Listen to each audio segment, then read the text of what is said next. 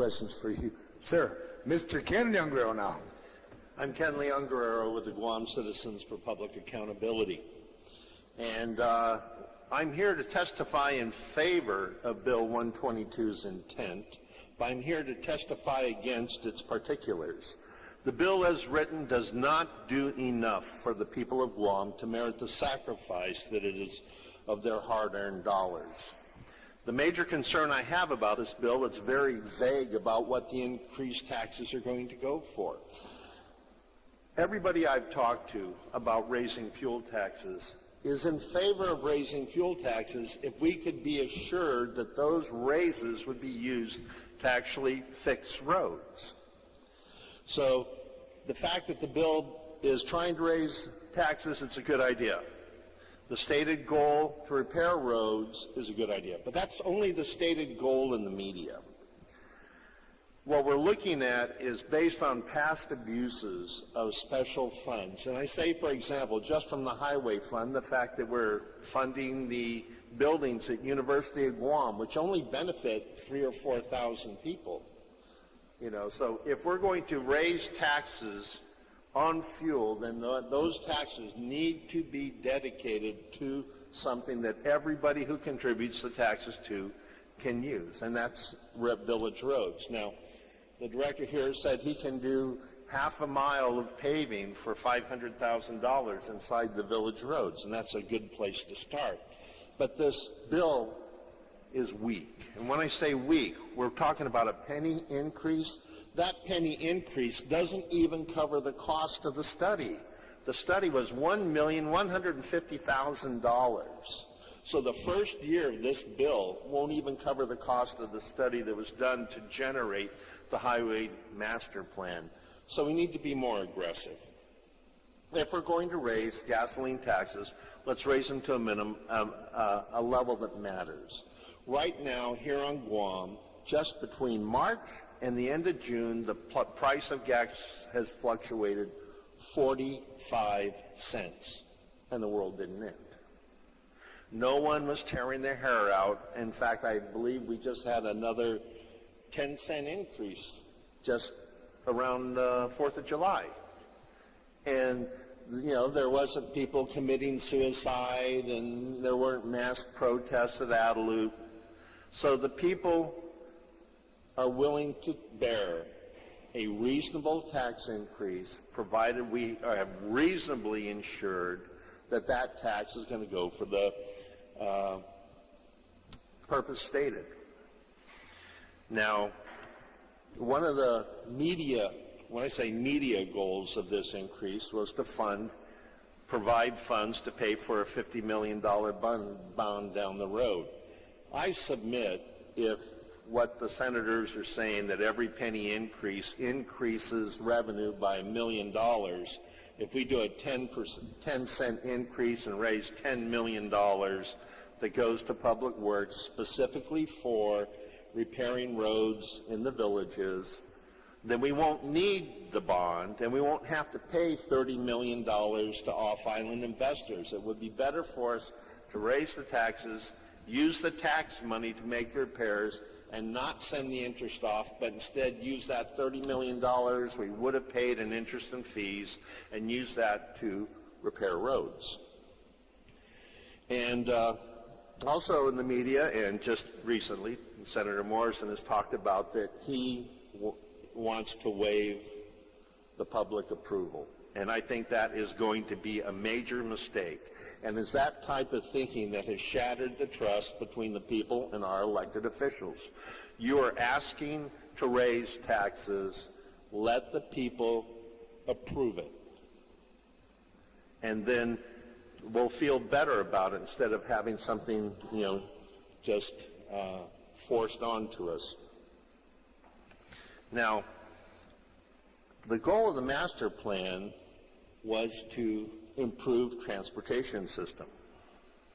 And I'm in favor of that because when I'm a senior citizen living on a fixed income, I don't know where you got the statistic that the average person uses 33 gallons of gas a month, but I very rarely go to town unless I have to, and I still use 16 gallons a week. So a 10-cent increase in gas is going to cost me personally, a senior citizen on a fixed income, $1.60 a week. $6.40 a month, $76.80 a year. Now there is a particular pothole in Agate that just cost me $800. Now to me, paying $76.40 a year to avoid having that repair would have been worth it. Every 2 years, I have to buy a new set of tires. Every 2 years, because I have a truck, I have to buy truck tires. I have to pay $800. In June, I just paid $800 for a new set of tires. And I'm not the only one. Everybody in this room, and even you guys up there, probably are buying new tires every couple of years. And the reason we buy them so frequently is because the potholes really wear out tires fast. And the majority of the potholes that we encounter are all in the villages. Not all of them, but just the majority, and especially the worst ones. So as you contemplate making repairs in the villages, I encourage you to remember Route 5, Route 5. So going back to what I said, I've been talking to a lot of people, not just about this bill, but about raising taxes in general. But we always talk about the fuel tax. And the fuel tax is low. It is way too low. Now, I've been on Guam for 10 years, and when I left, the fuel tax in California, I think, was 22 cents. We're paying how much? 4 now? How much are we paying? 4 cents a gallon? 5 cents a gallon? 10 cents, sir. All right, so 10 years ago in California, it was 22. I don't know what it is now. So we have a lot of room to grow, especially if that money is going to something that people can see, something that people can feel. And that's the roads inside our villages. Now, several times in my testimony so far, I've talked about improving the transportation system. Instead of just using the money to fix the roads, there's one other thing that we could use this money for, and that would be to improve the mass transit system. Because if we use part of this money to improve the mass transit system, we take a tremendous number of vehicles off the road, which will slow down the rate of deterioration and allow public works to catch up. But more importantly, if we were to use a part of this tax increase to improve mass transit system, it would be an economic boost to the island. Could I get my slideshow, please? Now, as I start the presentation, I want to reinforce the point that right now the trust level in our elected officials is low for various reasons, and going around proposing to raise taxes and bypassing public approval is not a good idea. Next slide, please. Now, what we're looking at is a study that was done for the Guam Regional Mass Transportation when I was on the Governor's Committee to improve mass transit. And what we determined based on local information, utilizing formulas put together by the National Transportation Association, for Guam, the cost of a vehicle used daily to go to work is $19.23 a day. That's when you take the price of an average mid-sized car purchased used, 2 years or around 2 years old. The depreciation rate is $19.23 a day. Next slide. Now, this was back in 2014 when gas was actually higher than it is right now, and the cost was $9.54 a day for fuel. Next slide. Now, insurance and repairs for the average vehicle, we're talking late model, something that's less than 10 years old, runs $11.54 a day. We're talking 20 days, the work month. Next slide, please.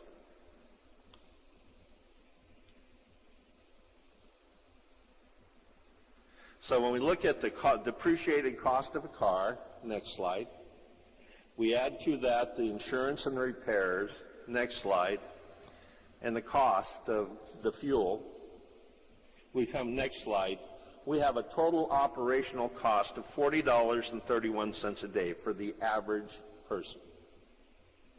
That's what it costs to own a car that you drive to work every day. Now, based on surveys that we did, we had people sitting at different locations, and we counted traffic at rush hour times. And on Guam, about 75% of the cars are single passenger only. Next slide, please. So when we look at the cost at a personal level, next slide, you take the commuting cost of $40.31 a day, next slide, and subtract a daily bus pass. That comes to an increase in disposable income for a family of $37.31. Money used to purchase gas and insurance leaves the island forever. We don't get the economic spin or the multiplier effect that we would if we gave every working family on Guam that used a bus $37.31 a day. I use myself as an example. Since I retired, my purchasing activity, my entertainment activity, and my local shopping has dropped dramatically because of the cost of transportation and my lower income. But if I could use the bus every single time I had to come to town, it would be, in effect, give me a $37 a day increase that I would spend locally. So instead of spending the money on gas, I'd go to restaurants. I'd be going to the movies. I'd be buying things here that I don't do now because I have to spend so much money on my transportation costs. And I know this to be true because when I lived in Honolulu for 12 years, I rode the bus 75% of the time. And when I rode that bus 75% of the time, I put less than 3,000 miles a year on my car.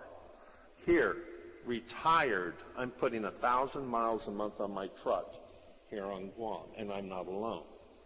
If we could capture all that money spent on auto and turn it into the economy, we would get next slide, please.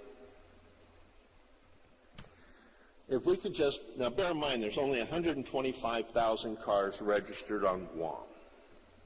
If we could get just 12,000 commuters from all classes, retirees, employees, students, to use mass transit system, this would be the daily influx into the local economy. Next slide. Taking that $37 times 12,000, it frees up $447,720 from auto expenses that go off island to cash that would be used on island. Next slide. So that works out to about $9 million a month. Next slide. Or $107 million a year. And there's an additional benefit to this as well. Next slide. There's $17 million on business privilege taxes that we would collect on this money that we divert away from the fuel stream into the economy that we're not collecting now. This is why the city of Honolulu, city and county of Honolulu, subsidizes their mass transit system to the tune of $10 million a year. They subsidize mass transit for $10 million a year. And what do they get in return? Scale of economy like this, because in Honolulu they have between 330 and 350,000 people ride the bus a day. So that's 330 to 350 times that $37.31 that is not leaving the island in the form of gas. So when we look at the goal of this bill, which is to improve the transportation system, a goal we spent $1.1 million to develop, let's fund it properly, because a part of that transportation master plan is the development of mass transit, and you see why. We don't have a mass transit system here. We have compliance with the ADA requirements of the federal highway guidelines. That's all we have. Because if you were to depend on mass transit for your job, you wouldn't have a job. And here's why. Next slide. Oh, pardon me. That's the Honolulu subsidy. And I'm wrong. It's 10 million. I looked it up. Next slide. This is the mass transit schedule. If you had a job, there's only 4 stops a day in Tumon. In the morning, 3 stops in the afternoon. And on other routes, there's only 3 stops in the morning and 3 stops in the afternoon. If I wanted to testify here today, I have to catch the bus in Agate at 7 o'clock. And then the next bus going back to Agate is 1 o'clock. And there have been times when I missed the bus, the 5:30 bus going to Agate, and there are no buses. So you see, we have a mass transit system that isn't geared to support commuters. If we were to take a portion or half of this money from this proposed increase of 10 cents that I'm talking about and divert that 5 cents over to mass transit, that would be more funding than mass transit has ever had. And if mass transit was running the way it should be run, then it would be a revenue generator for the government of Guam. Now,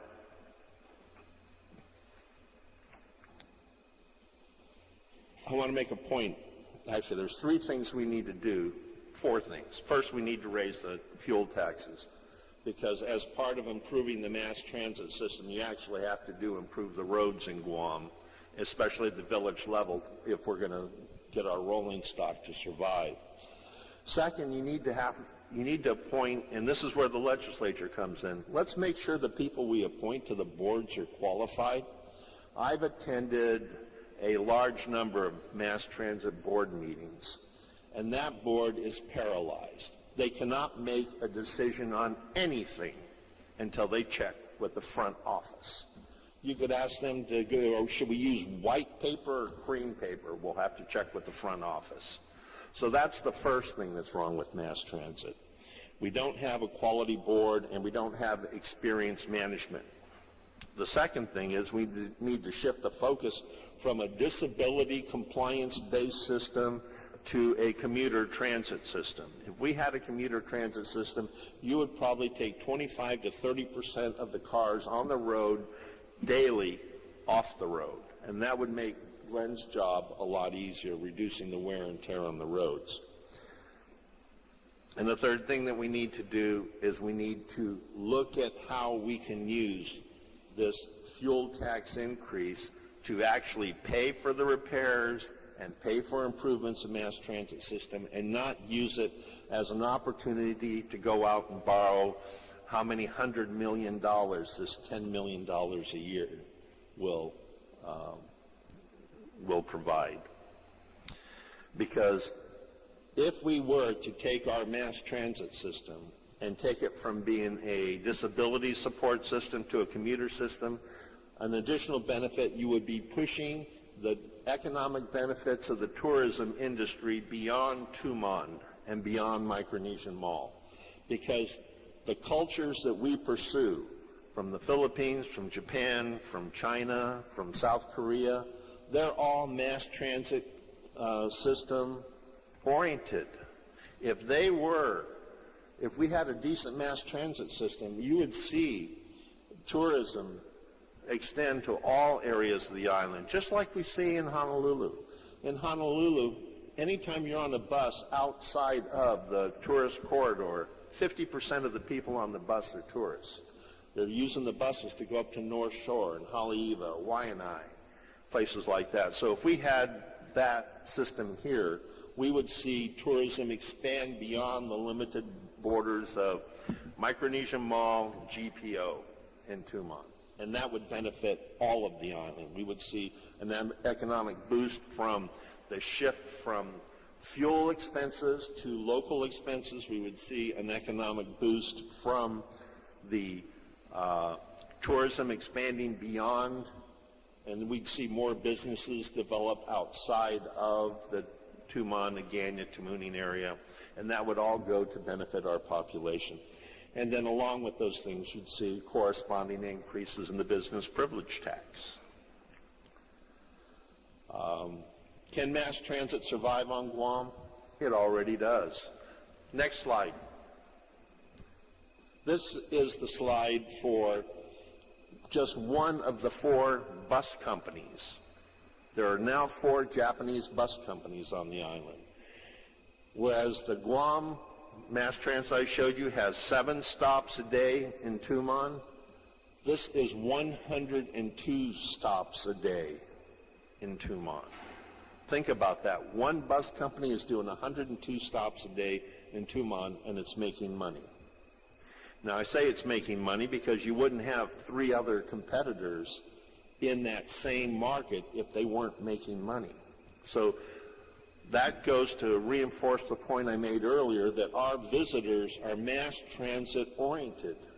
And if we were, now you see them coming here in Dogania. There's a bus stop right across the street here now in front of the cathedral for the tourists coming out from Tumon. So it shows that if we had a mass transit system, not only would it benefit the people of Guam, it would benefit the tourists of Guam, and that benefiting both of those markets would benefit the government of Guam and help raise revenues they could be used in other areas. So if you're going to pass this bill, amend it and make it a bill worth passing.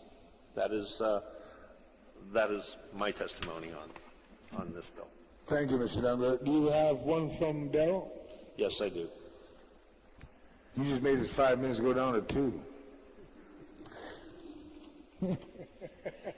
Go ahead, Ken. Okay, this is from Darrell Borja Taggarty to the Honorable Chairman, Joseph Augustine, and the committee.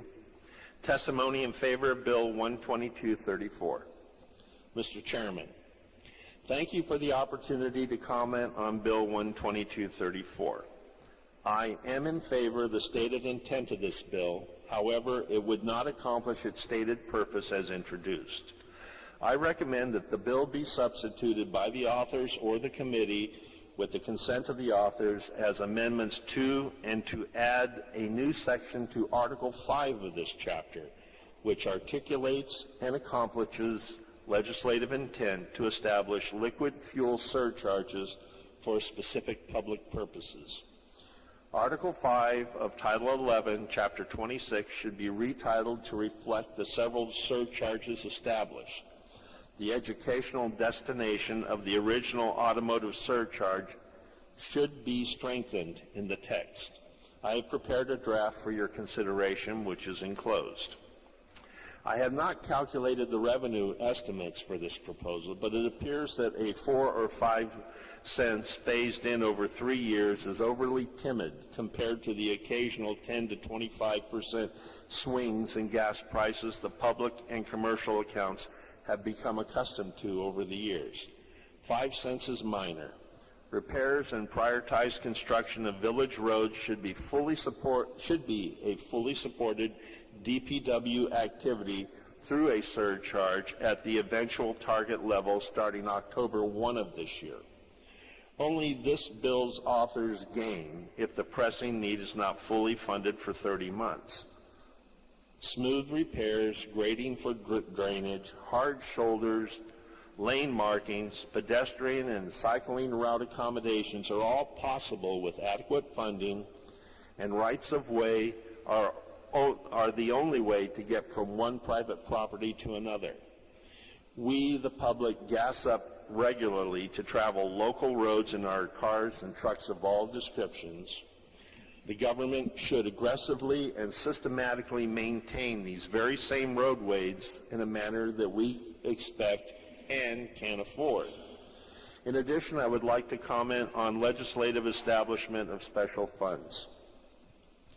Special funds reflect the weakness of the Guam legislature budget process and of laws which compel the executive branch to follow the budget as enacted. The special funds of Article 5 reflect the legislator's inability to calculate the capital construction, replacement, and maintenance cost of schools, mass transit, and village roads, and include them in the annual budget. Lack of regular maintenance directly causes public facilities to deteriorate before their initially projected lifespans. It degrades the public's enjoyment of these facilities, and we deserve better. In the early 1970s, Fairfax County, Virginia, published an objective method for calculating the associated cost of public facilities. It is available for use by all other public entities. As Guam is roughly the size of Fairfax County, and because their scope of public services is similar to that of government of Guam, their method is directly applicable to Guam. This legislature should use its oversight powers and professional staff capabilities to calculate for itself the projected cost of all capital facility maintenance and replacement, and challenge executive direction to implement capital management and include such details in the annual budget. We of the public know firsthand about lack of public facility maintenance and planning. It's been swept under the rug by lame excuses, most notably lack of funding. Appealing to adopt a park, adopt a road, adopt a school, happy labor concept, and community improvement zones. Shifting duties to the village mayor and their budgets and the like. It's overdue for each committee chairman in the legislature to address this system-wide shortcoming in detail at your level of responsibility, and for you to address it effectively within this, your elected term. Thank you for considering my perspectives on establishing a liquid fuel surcharge to benefit village roads. Sincerely, Darrell A. Borja Taggarty. Thank you, sir. And will you be submitting? You'll be submitting that as a copy, right? Yeah, and here's his copy of the proposed changes.